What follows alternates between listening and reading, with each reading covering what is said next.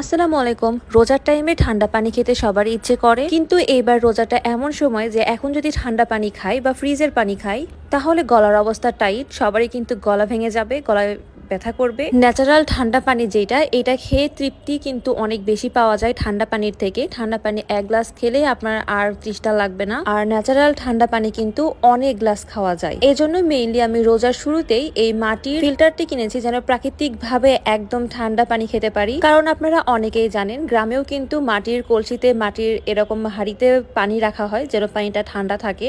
এই ফিল্টারটা কিন্তু অনেক হার্ডি, অ্যান্ড ফিল্টারের যে ট্যাপ লাগানো এটাও অনেক হার্ডি। কোথা থেকে কিনেছি আমি পেজ লিঙ্কটা মেনশন করে দিব। তাদের পেজে এই ধরনের আরো অনেক রকমের মাটির আইটেম পাবেন। আমার বাসার ডাইনিং টেবিলের সাথে এই কর্নারটা, তো ভাবলাম ডাইনিং টেবিলের সাইডে এটা রেখে দেয়। সো এই তো তৃপ্তি সহকারে এখন এক গ্লাস ঠান্ডা পানি খাবো, যদিও রোজা। যাই হোক, এমনি মজা করলাম। সো আমি পেজ লিঙ্কটা দিয়ে দিব। তাদের পেজে আপনারা এই ধরনের মাটির অনেক জিনিস পেয়ে যাবেন।